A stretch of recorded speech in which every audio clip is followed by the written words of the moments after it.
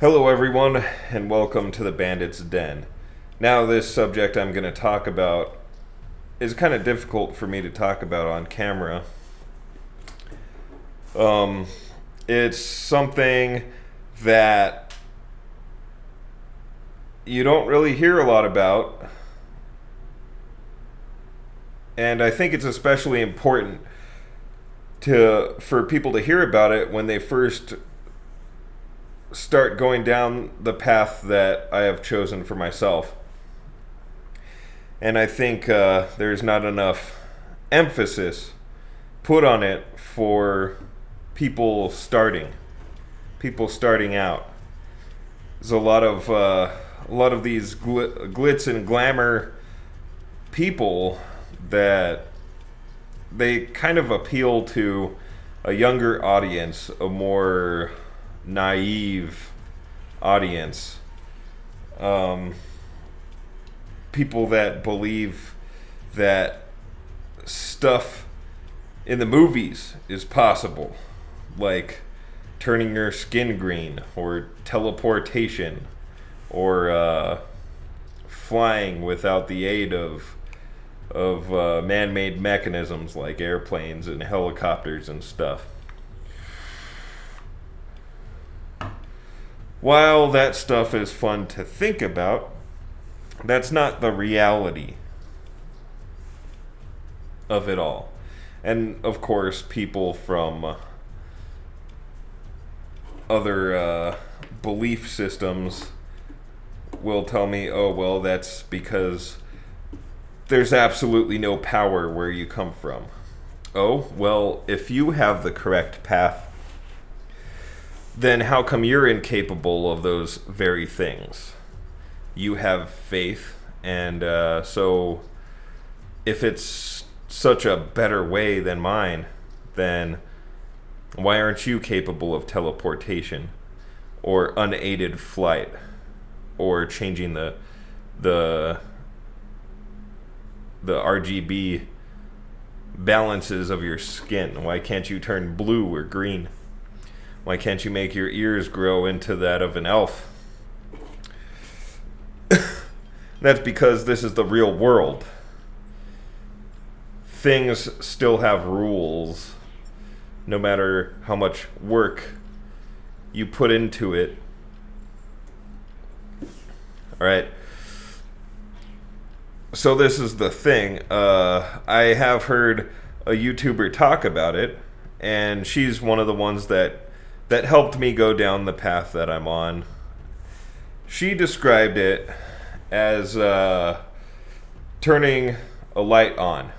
Things are attracted to it. I like to think of it as, you're living out in the middle of the mountains where it's dark, and you turn a light on your porch, a light that was never there before. And of course, things are going to get attracted to it. Moths, mosquitoes, and then birds that like to eat those things, and then even bigger predators like mountain lions. Everything in the mountain kind of wants to go have a peek and see what's up with this light that just popped up. What's up with this light source that just appeared out of nowhere? And that's pretty much what I'm talking about, is when you start working with the metaphysical, when you start working with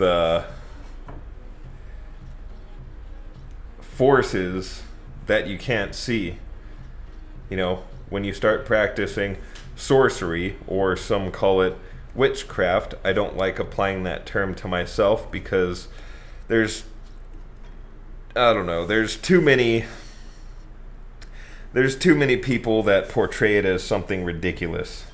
And Instagram witches that have pink wands and wear wings on their back when they do stuff. I'm not about any of that.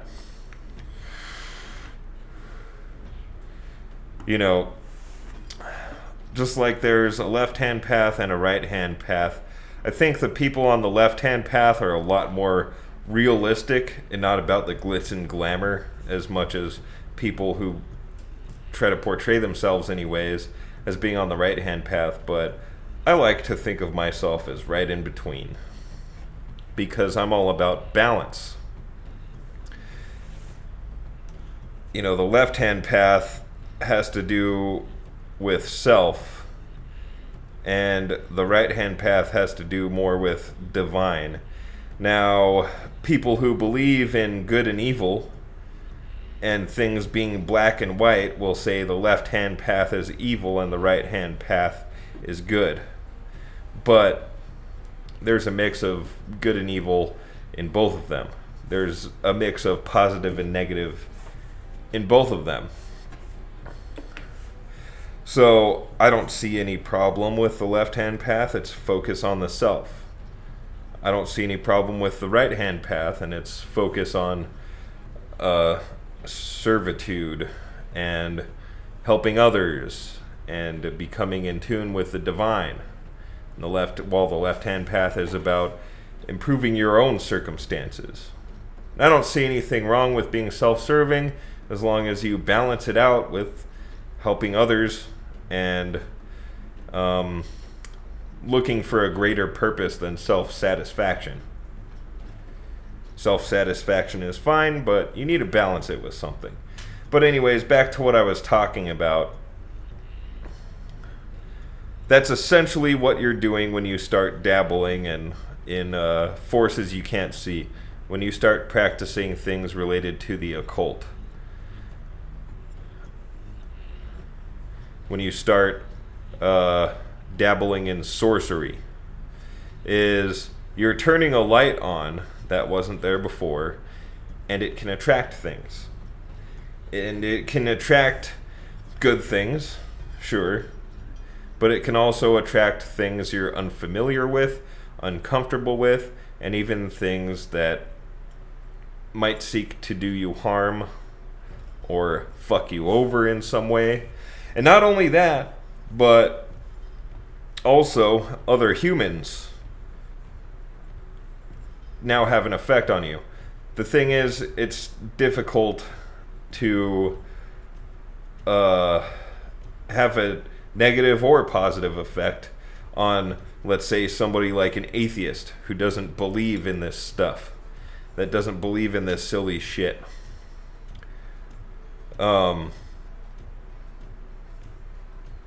It's difficult to have any sort of effect on them because their light isn't on. They don't believe in it.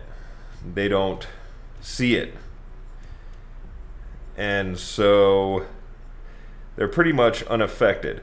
So if you're looking to dabble in these forces that you can't see, the thing is, you need to be aware that things other people want to do to you, be it positive or negative, or do for you, be it positive or negative, you'll be more open and vulnerable to that.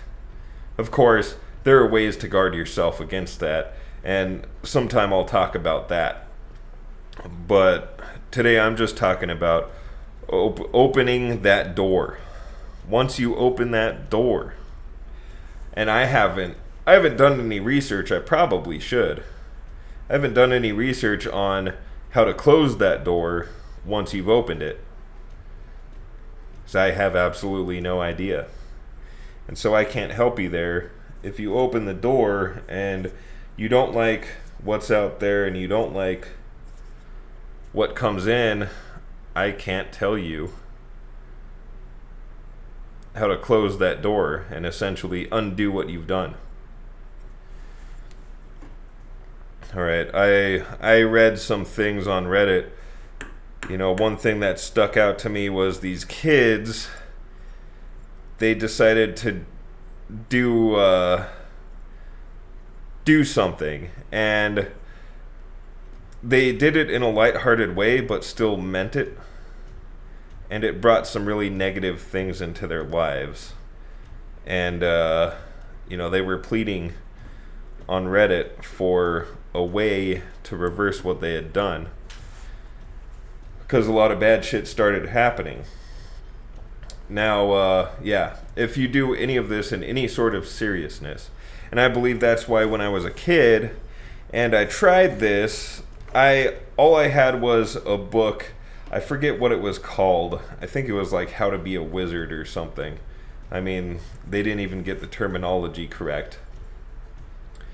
And I tried some stuff, and I wasn't totally serious about it. You know, the intention wasn't there. I didn't really have any reason to be doing it. And I was more or less messing around. Essentially, it's like a religious person or somebody that wants to be religious who isn't, saying, God, do something unrealistic to prove that you exist. Prove to me that you exist. That's essentially what I was doing with my practice when I was a kid. I was looking for proof that it exists. And this time around, I had faith that it's real. And so I got some real outcomes, just like I told you guys about the dove in the last video. But yeah, the thing is, I did a couple workings, and they worked out fantastic. And they were pretty much right-hand path workings. They were intended to bring me closer into the spiritual world, into the realm that's parallel to ours. And they were intended to help other people. You know, I guess I shouldn't get too specific about it, but I wanted to better other people's lives. And it worked. Things worked out just fine. And I still have one of the workings because I think it should be ongoing. I think it should continue. And so I still have the remnants of it, and I really should add to it. But everything was going well for a time. Yeah, maybe a month and a half, maybe even 2 months. And all of a sudden one day, it was winter, of course, but one day, all of a sudden, it got really fucking cold. And I had my wood-burning stove going full force, and I just got this chilly wind that went through me from this room right next to me, my guest bedroom. And I don't spend a whole lot of time in there, you know. And the thing is, this is right here, right there. That is my altar. It was a lot smaller back then. It wouldn't even be in the frame back then. And so it's against the wall where the guest bedroom is. I mean, I'm looking at the door to it right now. And I hadn't opened that door for a while. And Jelly thought it was a novel thing because I almost never opened that door. So she loved just darting into that room and sniffing around and exploring an unknown area of the house every once in a while. Somewhere where it was kind of like a treat to let her in there. She really appreciated the few times I let her go explore in that room. And so anyways, my altar is right up against it. I never go in that room. And I got a cold chill. One that wasn't a draft, you know. And it washed over me, went through me. And I smelled this awful smell. It was like the smell of rotting shit, essentially. But it was terrible. And those two things weren't all of it. I also got this terrible sense of fear. And I got these terrible images of, I don't know what to describe it as, but it was vaguely female. And it was really disturbing. And I just had this sense of terror. There was that awful smell and the chill running through me. And I was just sitting here at the computer. I don't know, playing a video game or watching PewDiePie or something. And so it really caught me off guard. So I was like, what the fuck? And I went to open the door and I was just fucking petrified. I was petrified. And, you know, at this moment, the last thing on my mind was, you know, the forces I had been working with and stuff. Because by habit, I'm an atheist. It's really hard to break the habits of a 20-year atheist. Because I was an atheist for 20 years of my life. So I just couldn't explain at the time this feeling of terror and dread and this disgusting smell and the freezing chills that ran through me. And finally I got the balls to fucking open the door. I opened the door and I did not like how it felt at all.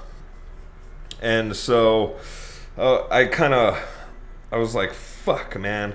Should I just close the door and leave it? I mean, I don't want this feeling to get all over my fucking house, you know? I won't be able to sleep. And I have work tomorrow. And this was like 20 minutes before I was going to go to bed. So I decided, you know, animals, they can sense changes. They're pretty good at it. And Jelly loves this fucking room. She loves going in there. And so I decided to run an experiment. And with the door open, I was like, hey Jelly, come here. Oh, you know, hey Joe, let's go in this room. And she was over there where that hallway is, behind that chair over there. She was over there peeking around the corner, scared as shit. And so I was like, oh, come on, let's go in that room. Come on. And she wouldn't fucking move. She just looked terrified. So I picked her up and I carried her into the room and I plopped her right in the middle of the room. And her tail went between her legs, her ears went as far back as they could. She looked fucking terrified, and she got the hell out of that room as low to the ground as she possibly could. You know, she was pretty much crawling with her paws close to her face to get the fuck out of that room. So I was like, okay, something is up, man. And when she left the room, that really didn't help me and my feeling of terror and dread. Because I was like, there's obviously something really fucking wrong here if an animal can sense it. Because animals are good at that. I mean, I've heard of horses freaking out for apparently no reason, and it's because, you know, some kind of spirit or something has gone by. And, yeah, I've heard that animals are pretty good at sensing stuff that you wouldn't normally see or feel. And so I was like, fuck. So I ended up going to bed a little late because I closed the door off and I was like, fuck, I need to do something about this. So I went to bed, I went to work the next day, I came home and the feeling coming from that room was still there. It didn't smell bad anymore, and the chills were gone, but allergies. But that feeling was still there. So I decided to do a somewhat traditional cleansing ritual, and I did that in conjunction with saying some words. Some very stern words to whatever was in there that it needs to get out right now. And I felt quite a bit better about the room after that. I still wasn't sure though, because that whole thing was really fucking off-putting. And so anyways, not much longer later, I think it might have even been that weekend, a man who works with the metaphysical turned up in my life, and he had over 20 years of experience. He had done exorcisms. He had done house cleansings, countless of them, and he also worked with tarot, which is one reason why I started to think, well, maybe there is something to divination. I'm still a little bit of a doubter, but I can talk about that in another video. But I understand it's good for people, divination. And he was a hoodoo practitioner for the most part. That was the majority of his practice. He studied under lots of different masters of their arts, and his absolute favorite was hoodoo. And he actually lived in New Orleans for a while studying hoodoo from some of the best. And yeah, that was his absolute favorite. So he was a hoodoo practitioner that worked with Christian forces, and he didn't like being called a pagan. He didn't like that. I was like, oh, he was talking about spirits, and he was talking about, I forget what he was talking about that made me point to the idea that he was pagan.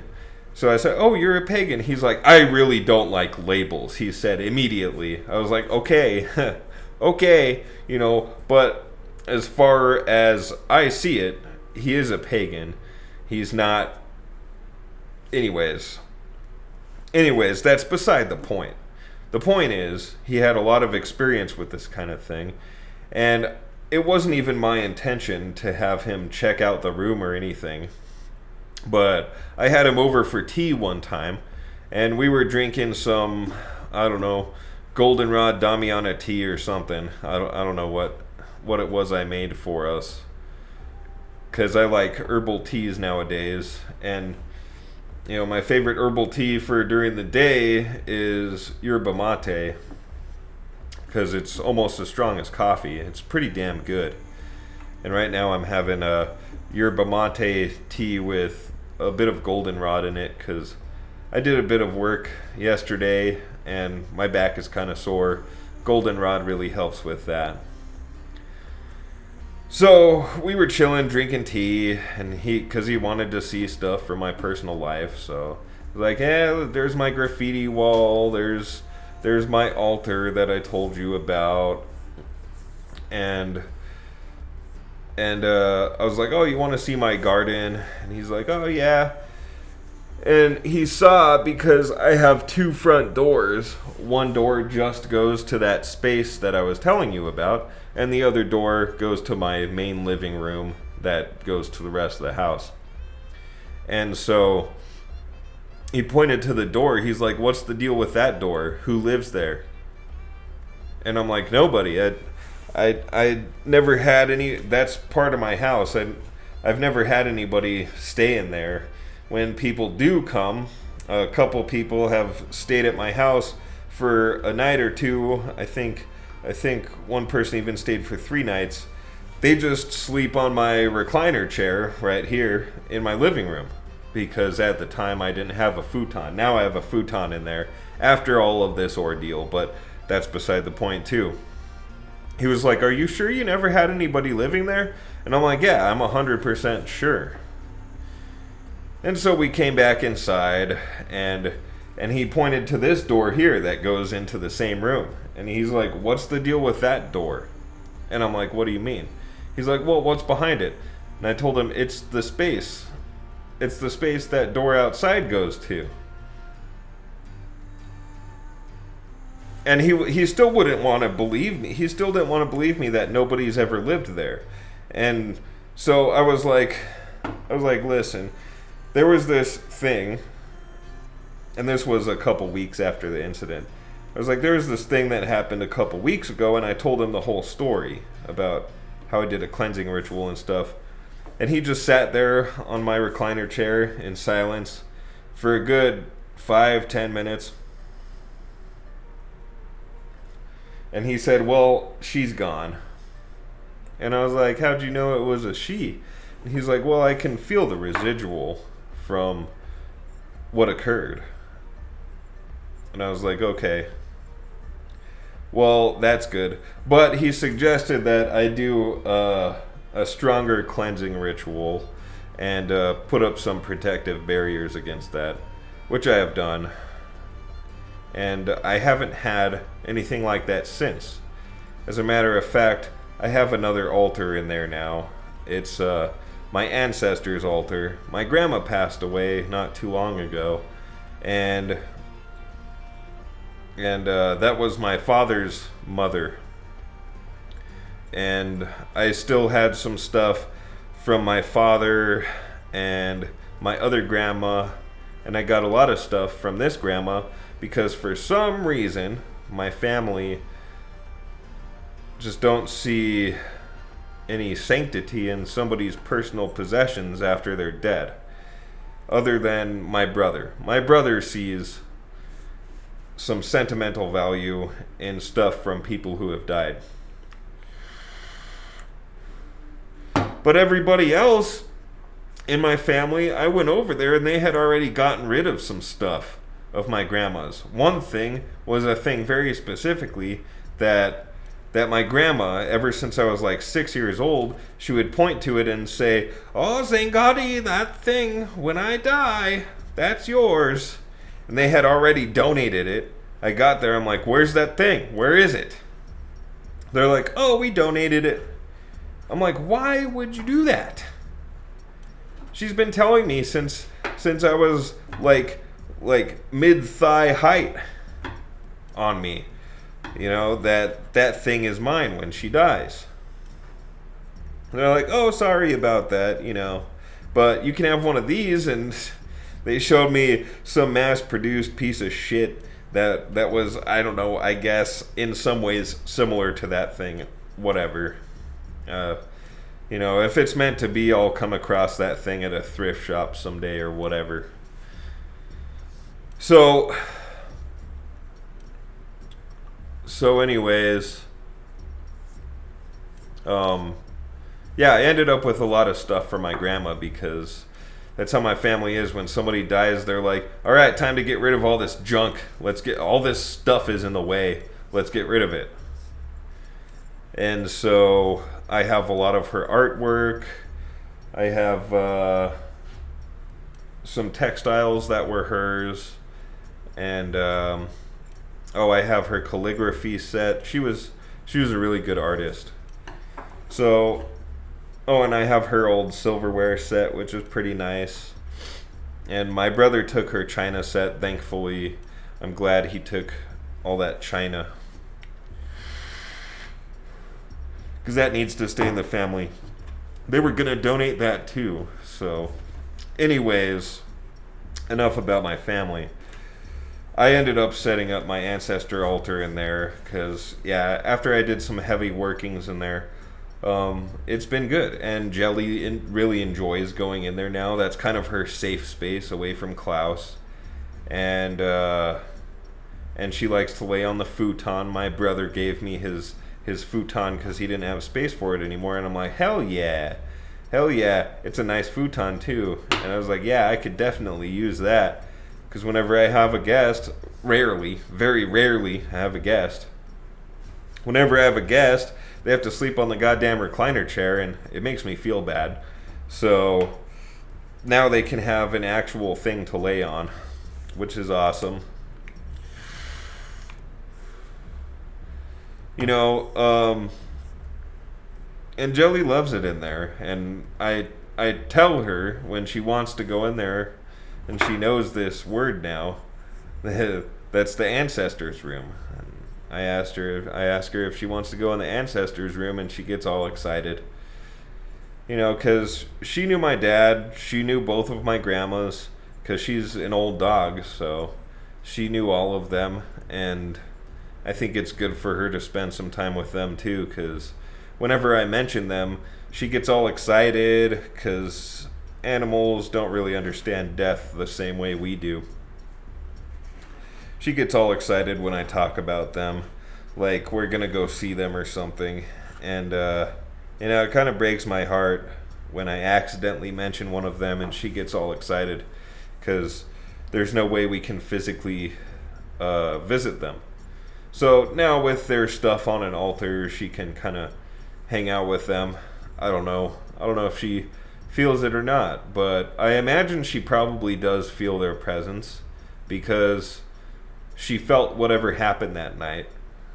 And maybe that's why she likes that room so much.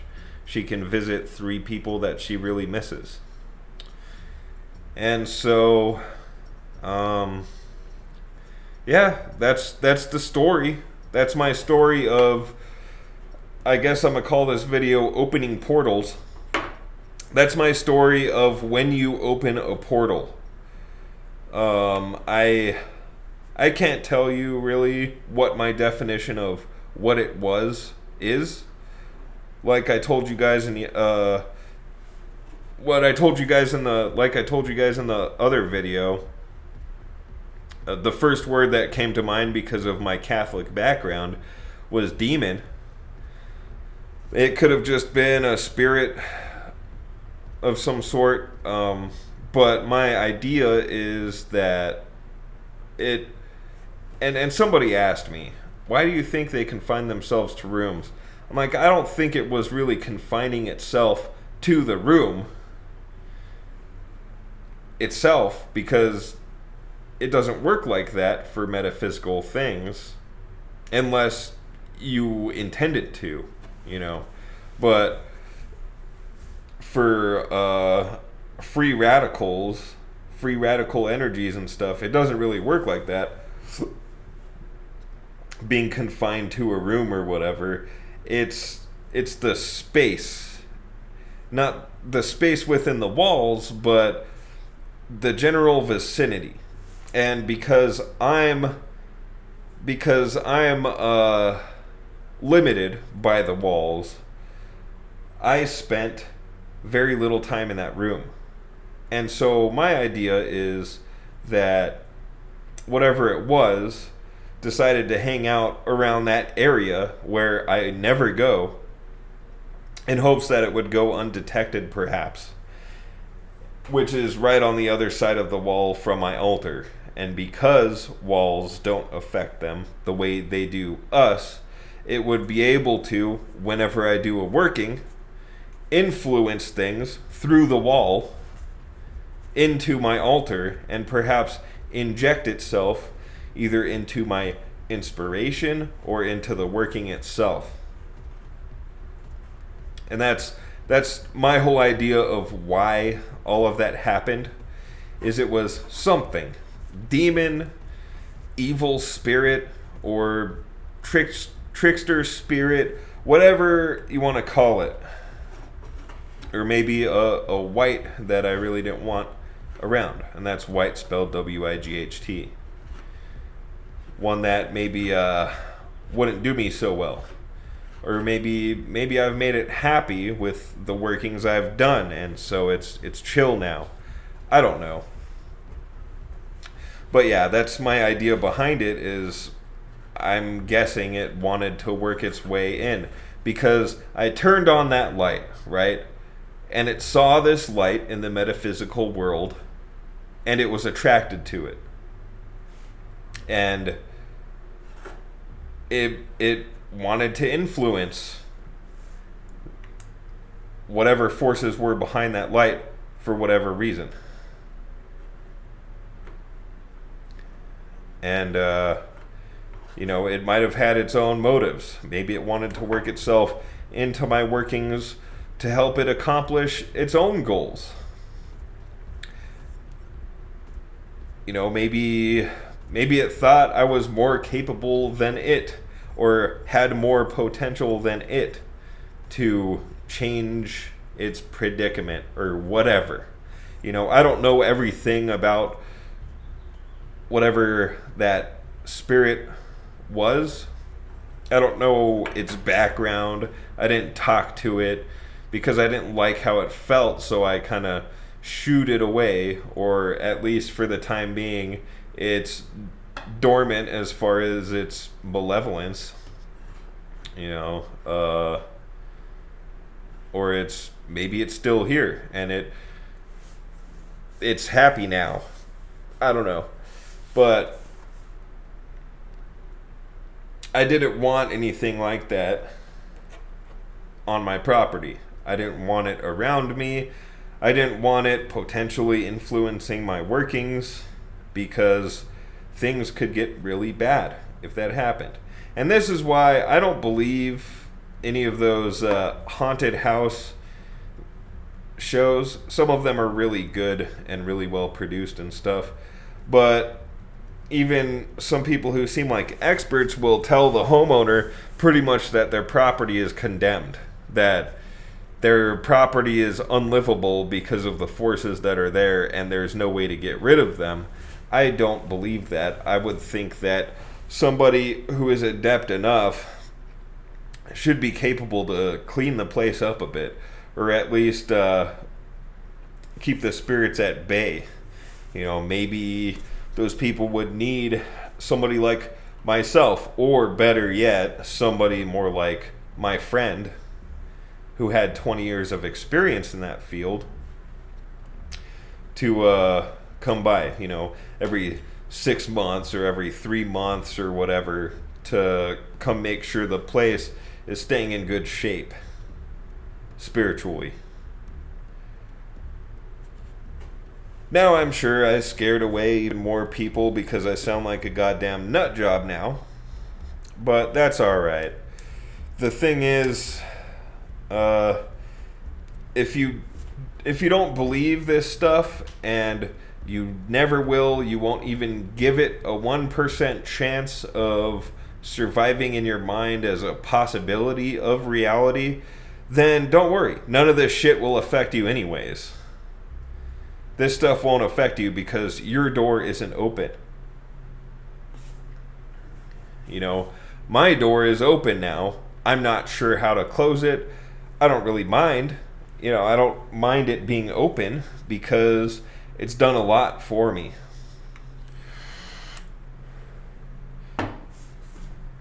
It's helped me to achieve things I've always wanted to achieve. A lot of what luck is what you're doing for yourself, and it has to do with metaphysical stuff as well. Now, of course, I'm not going to do things that are unrealistic. Like, I didn't do a working to prevent me from contracting that thing that was going around, and I didn't pray that I be protected from it like some people apparently seem to do.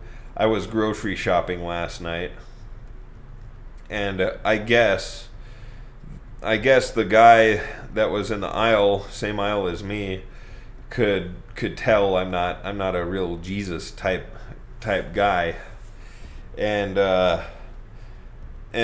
he was trying to be careful not getting too close to me. I was like, hey, don't worry, I already got it, and I already got over it. I'm immune now for the time being, and so it doesn't bother me if you get in my personal space, and there's no way I could give you anything because I'm over it and I'm immune. So I'm not even a carrier anymore. And he said, oh, well, don't worry about that because I got Jesus' blood on my side, so I'm not even worried about getting it. I'm like, okay. Well, if you want to pray for unrealistic things, be my guest, but don't be surprised when you don't get what you want. Or if you want to do workings in sorcery, witchcraft, whatever you want to call it, if you want to do workings for unrealistic things like flying without aid or teleportation, you can be my guest, but don't be surprised when they don't work out. Now, if you go for something more realistic, like, oh, you don't like your job situation, for instance, and you're sick of your company, and you're sick of how little they pay you, then, for instance, you could do a working and do everything you can in your power to change, but use the working to augment your real life abilities, and you might land yourself in a better place. You just might have good luck in that area. Okay? Now, maybe my next video, I'll talk about divination and what I think about it and how I use it, because I use rune stones that I created myself. The only thing is I haven't, I'll talk about it more in the next video. So, yeah, I'll leave myself a reminder. Next video, I'm supposed to talk about divination. I can't promise it, but there's an 80% chance the next video will be about that, what I think about it, and I think a lot of you who are doubters will probably be relatively pleased with my view on it, because I don't know, I'm an atheist. I try to think logically and I try to think realistic, even though everything I just talked about sounds pretty fucking outlandish, pretty unrealistic. But the thing is, I know it happened. I know what I felt. I know what I saw. Jelly knows what she felt. And she's completely aware of the change in that room. So me and Jelly can't deny that something was there. And that something is not there anymore. So, anyways, go ahead and leave a comment what you think about this. You can be a doubter. I don't really mind. I understand, because shit. What, like 1 year ago, I was talking shit about this kind of stuff? So, I guess the joke is on me. I was talking shit about this kind of stuff, and then everything fucking changed, and here I am practicing these very things I made fun of not even 12 months ago. It's funny, isn't it?